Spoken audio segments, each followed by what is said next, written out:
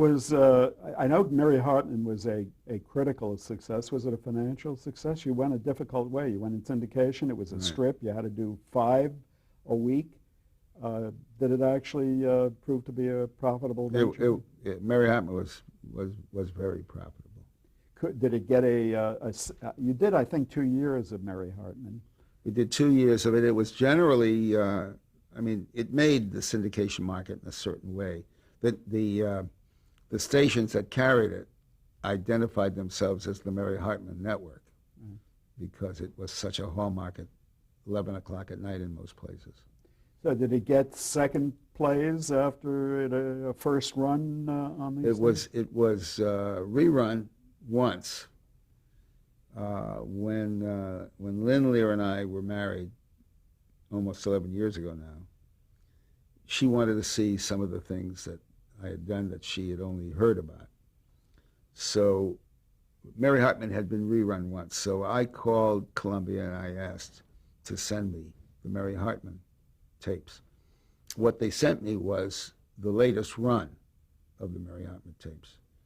And I found after watching 2 of them that they had gone from the 2nd show to the 5th show, that some fool had thought we'll give them the best, in the first 13 weeks or whatever, ignoring the fact that there was a story being told here. It made no sense. So it made no sense at all, and that's the only time it's been rerun.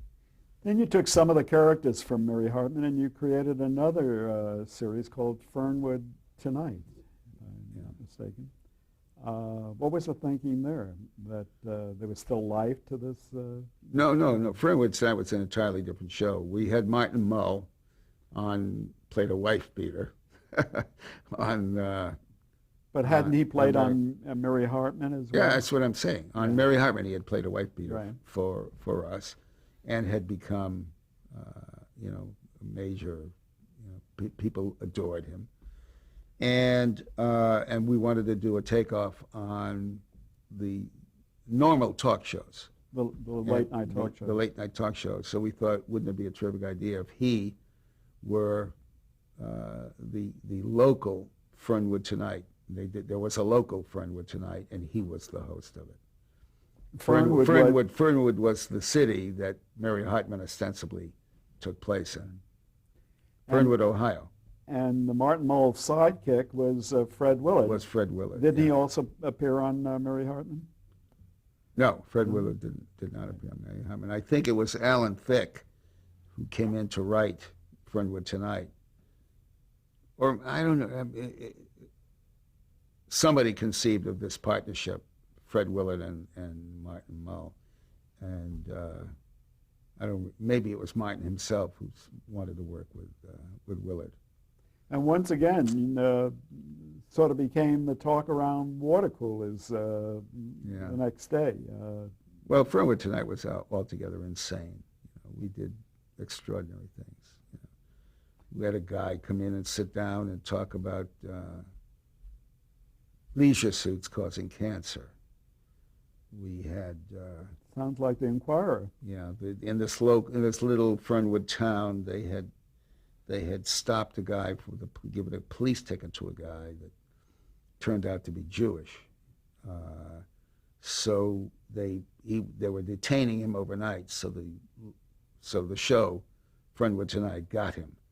So they had an open line, talk to a Jew. So you could ask any question of this guy. And the first question was something about Barbra Streisand. No, that was also syndicated? That was syndicated. Right. We were talking about stress and joyful stress. Can you imagine anybody being anything but joyfully stressed by being a part of these enterprises, sitting around with a Martin Mull and a Fred Willard and helping, but then watching all of that magic? God, these guys were funny. You also did a series about that time that I thought was very innovative. It revolved around sexual reversal. The women were Oh, playing the my men's roles and the men were playing the Yeah. women's role, and it was called All That Glitters. All That Glitters. Now that did not take off for some reason. No, Maybe- but you know, in those years, a show that didn't take off when it was bought for a year ran a year. So we had a season of it, which was a lot of shows because that was also Monday through Friday, another show each night, and it was so wonderfully cast. But this was the idea for All That Glitters was that we rewrote Genesis, and man was taken from the rib of a woman, and et cetera, et cetera. So, as a matter of fact, if you recall a hit song Barbra Streisand did with Neil Diamond called You Don't Send Me Flowers, I had asked the Bergmans, Alan and Marilyn Bergman, the songwriters, to write a song for All That Glitters. And I suggested that they write a song keeping in mind the reverse of a female torch singer. It would be a man leaning against a piano with a long, you know. And I remembered a song from my youth called Jim Doesn't Send Me Any Flowers. Yes. He doesn't while away my hours. Anyway, so they and Neil Diamond, they selected Neil Diamond to work with. They and Neil Diamond wrote this wonderful song. But by that time, I thought it didn't say enough. We had to be a little more literate about, or literal rather, about telling the audience what to expect. So I suggested to the Bergmans that they rewrite Genesis and do a patter of which they did brilliantly. And the other song went off and became what it became. And we did the patter opening. You mentioned it wonderfully cast. I wonder if you'd cite some of the names. Barbara Baxter, Linda, who went on to do Dallas. Linda Evans. Linda Evans, who played a transvestite. We opened the show, and Anita Gillette, a wonderful baseball player who became an actor in this show. Woody, somebody who knows baseball well, remember, he was a terrific guy. Chuck McCann. Oh. We had some wonderful people, but it took half of it took place in the offices of this cigarette company or advertising agency, I don't remember, but a big company run by women. And when the male secretaries went by, the women went looking at the tushes of the male secretaries. And they were looking for the Marlboro woman. And they found Linda Evans. Good choice. To be the Marlboro woman, and then found out that she was a transvestite. So maybe America wasn't ready for it. oh, it was, I loved it, but they weren't ready for it, and we didn't get it right. We don't have time to talk about all of your shows, but obviously What do you mean? Not all of them were hits. Your batting average would be good enough to have gotten you into the Baseball Hall of Fame. But still, you had some what we would call No, we had some real misses and right, some near misses. clinkers, but some that Yeah. were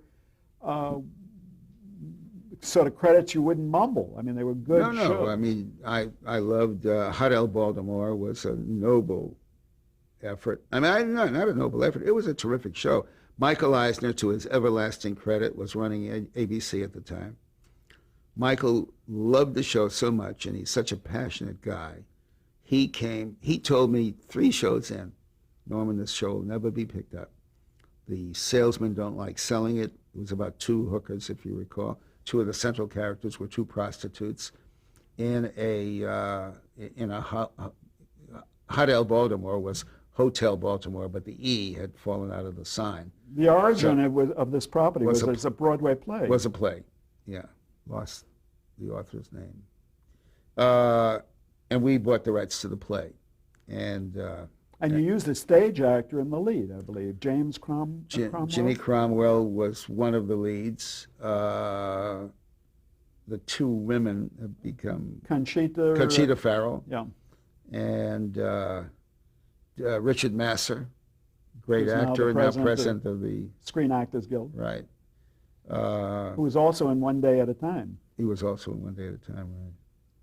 We had a terrific company of actors and two guys who played two gay guys who were living together. So we had two prostitutes, two gay guys in this hotel that was readily understandable as the place where all these people might live. We had a wonderful character whose son was called Horse, and he was some offstage character in some room upstairs, and she was always coming. Charlotte Ray was the mother.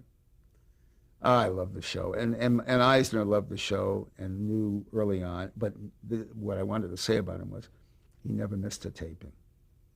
Despite the fact that the show would be off his network, he never missed a taping. Then we made another show I cared about that. Norman, towards the end of the 70s, which certainly was your decade, you achieved your greatest success in the 70s, you called a press conference and you announced that you didn't want to go on with any more seasons of All in the Family, which I think at that time had 7 seasons under its belt. Why did you make that decision? What was your thinking at that time? Well, I think we did 8 years. Okay. Anyway, I thought we had done it. You know, we had said it. What we were talking about earlier about caricature, things repeated and repeated and repeated. The takes and the quirks and quiddities of an actor just become. Anyway, we'd had it, and I wanted to hang it up. I had been saying for some years that I thought no show should last more than 5 years. You were on the public record as saying yeah, it. no show should last more than to give new writers fresh ideas to help break through,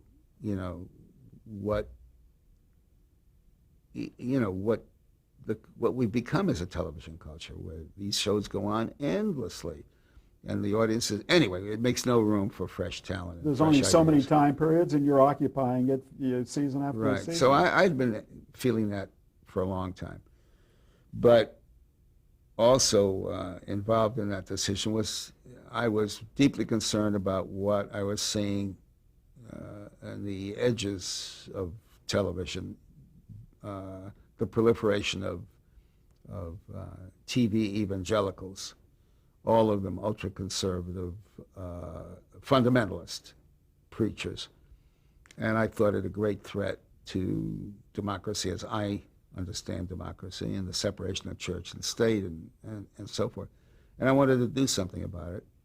And I had a few ideas for some TV commercials that I did execute and wanted to get on the air. Not thinking about starting an organization, but what developed from these TV spots, public service spots that I made, was an organization called People for the American Way. And I wanted to give more of my time to that effort and other efforts. What was the mandate of this organization? Well, when it began, the mandate was to defend pluralism and the First Amendment and the separation of church and state from an onslaught of TV ministries that went so far as to ask audiences to pray that the Supreme Court died in its sleep because they didn't like the decisions of the Supreme Court. Facing extremists and wishing to do something about it. Didn't we already have such an organization called the American Civil Liberties Union? No. We had the American Civil Liberties Union, but its mandate wasn't what we conceived People for the American Way to be. And we also felt we had a better sense of how to use the medium. And we did for several years until others, saw how we managed to create some attention. Were you funding this personally? No, I seeded a good deal of it, but I traveled around the country. I was like a candidate in the sense of walking into living rooms everywhere and looking for backing. These efforts, Spielberg has learned this in his Shoah project Steven Spielberg. Steven Spielberg and his Shoah project. If you can afford to fund it yourself, and I couldn't in those years anyway, but let's say Shoah, Steven could afford to do it. But it's one thing to become the effort of one individual. It's quite another thing when tens of thousands of people are contributing to it everywhere. And that's the way it was with And People did you get For. tens of thousands of people? Oh yeah, well, our membership today is well over 300,000, which is in active membership is larger than ACLU. I don't mean I'm not comparing us in terms of our effectiveness. I was president of the ACLU Foundation of Los Angeles for many, many years. I'm utterly devoted to the ACLU and its importance, but People's American Way is yet something else. Meanwhile, All in the Family in a different form continued to go on. Carol O'Connor wanted to continue to do it? Yes. Yeah. Right. You had no part in Archie Bunker's place? I had no part in Archie Bunker's place. As a matter of fact, much to Carol and others' chagrin, I didn't wish it to happen and caused it not to happen for a while. And then, when they and then I couldn't. And then I had to let them do it. And then you devoted some of your attention also to making movies? Yes. We made, French and I bought Embassy, and we were Embassy for a while. We made a number of Embassy pictures. was a studio? Embassy was a studio that had been started by Joseph Levine, Embassy Pictures. And did it have a library that you could make use of as well? Or No, we didn't buy a library. Right. So you bought a studio facility. We bought a name. We bought a title. And wait a minute. We did for a period own some copyrights.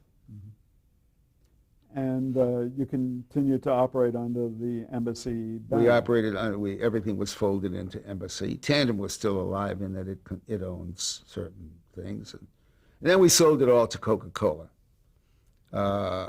And so Coca-Cola sold it to Sony, and Sony now controls the entire library. Some of the friends I had in the business who worked for you at Embassy said you were very generous when you sold to Coca-Cola, and there was considerable profit sharing among the employees. Mm-hmm.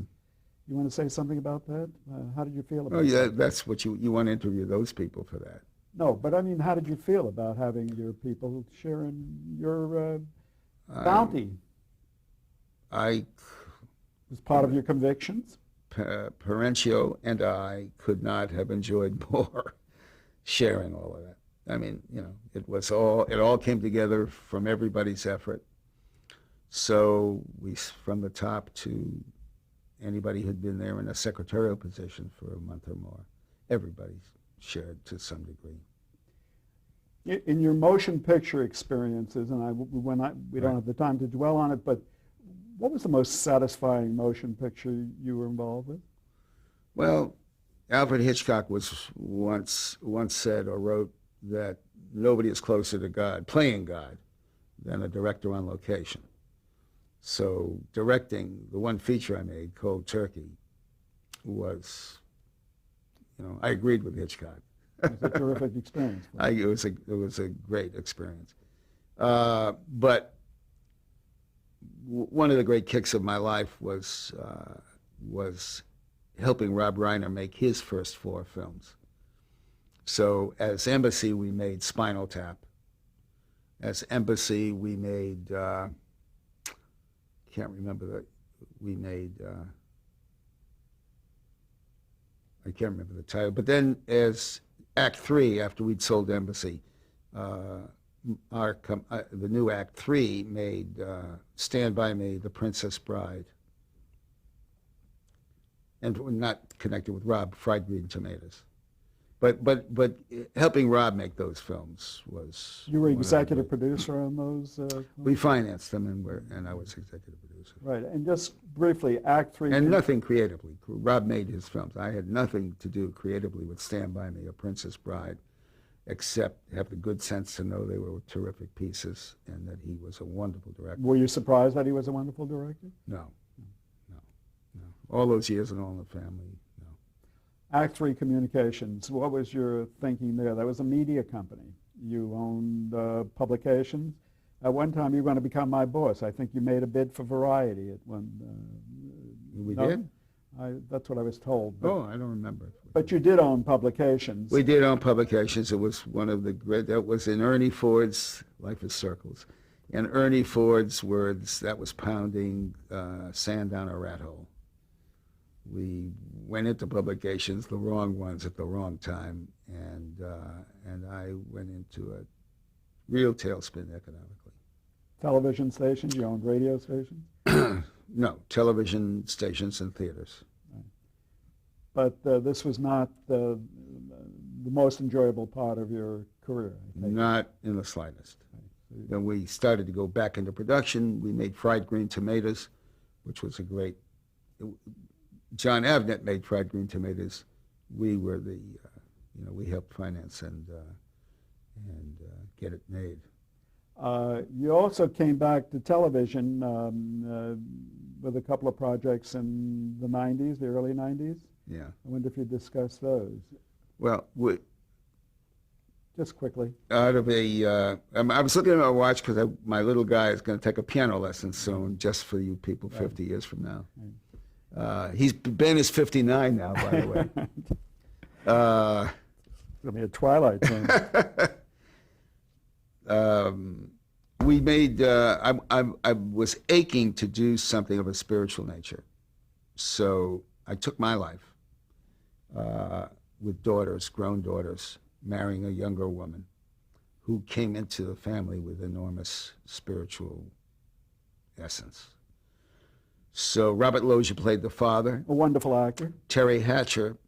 Later to be Lois Lane. Later to be Lois Lane played the wife. A young woman. And two terrific actresses, forgive me ladies, whose names I don't remember, were the daughters. And this spiritual bull in a china shop came into this, indifferent to religion home. And I didn't get it right. I had wonderful players and a deep desire to do it. Please, for our audience, the title. The title was Sunday Dinner. And just didn't get it right. Except Robert Loggia looks like you. Robert Loggia looks like I think so. Okay. Anyway, where did you get it right? What didn't come off right? It didn't come off right. It wasn't the fault of the performance. Performance. It was, I just didn't get it right. I don't know. If I knew, I'd do it again. And then you did the series where a black family moved into Archie Bunker's home. And that one we did get right. We had John Amos playing the father. He had one son whom he had raised in the image of the great black liberal jurist, Thurgood Marshall. And the kid was growing up, unfortunately, in the father's eyes, much more in the image of the current black justice, Clarence Thomas. And it was driving the father nuts. And the black son also had a Jewish girlfriend. So we were into so many of the issues current at the time and current today. And I think we got it right. The title, please. But the title was 704 Hauser. Which was the address. Which was the address. You wanted very much for that series to work. You took out ads, as I recall. I don't recall taking out ads, no. But you were very anxious for that to be successful. I was very anxious for everything to be a success. But but I felt we had that one right. Right. I couldn't be upset with anybody but myself about Sunday Dinner and several other things. We haven't talked about the failures, Right. But there were numbers of those too. But so why didn't that work? Which 704 Hauser? Yes. Well, they tell me they didn't have anything to put it with, The time slot and that sort of Yeah, thing, they the didn't have lead-in, another show compatible with it. which often is the case, that you fail because of things you have no control over. Isn't Well, that true? that's what they told me. Part of network And I've television. wondered whether they weren't afraid of getting into the issues because this is not a political time on television. People, I don't see any of these issues touched in comedies anymore. So Before we leave programs and get into the sum up, I'd be remiss if I didn't ask you about a very deeply moving program you did called Heart Sounds. Tell us a little bit about how it sounds? I had a wonderful first cousin, Harold Lear, who was married to Martha Weinman Lear, who was a wonderful, wonderful writer, years writing for the New York Times. And he was a doctor who had a heart problem, he found. And Martha wrote a book about the 5 years from the day he learned of his problem to the day he died. All the trials and tribulations of all what the medical industry put him through. And in it was a glorious love story because they had a wonderful love story. And James Garner played Harold, and Mary Tyler Moore played Martha. And Faye Kanan wrote the script, and we had a wonderful 2 hours. You could hardly do better than that. No, we had a great group. I also did another dramatic show with Alex Haley called Palmerstown, USA. This was a series. Yeah, we did, I think 13 of them, and we both treasured those. It was an hour, and it wasn't a comedy, though it had comedy in it. Michael J. Fox, his first time on American television. He's from Canada. This is about a black boy and a white boy growing up together, Yeah, sort of? what we wanted to do was Alex's notion, because he had lived through it, and we became great friends, to take a white boy and a black boy who, from the ages of 7 through the beginning of puberty, could not have been closer, and who find themselves being splintered by the culture as puberty dawns. Yes. It's a great idea, and we did some wonderful things. Again, any ideas of why this didn't go? Or I would have to look at it impossible to again, the time slot, or maybe we didn't get it right, although my memory is that we did. Alex Haley is certainly one of the fine gentlemen that ever worked He was wonderful. in television and literature. Forgive me if these questions might sound trite, because they're the usual kind you ask when summing up. What do you consider the highlight of your career? Would it be All in the Family? Can you pinpoint it as a highlight? This is going to sound so treacly, but would you believe that this moment is the highlight? Because this is the one I live. Mm-hmm. And I can't wait to see my wife, because I have a surprise for her. So I'm invested in that moment. But I'm not meaning we have to turn off this camera, but even then, I don't own that moment yet. I can only, look forward to it. So I had a wonderful time in each of these efforts. Just a wonderful time. Met the best people, laughed harder than anybody in America. Anybody in America. And more. What your own work accepted, what to you represents the best of television? I think we're going to have to pause now. One more tape.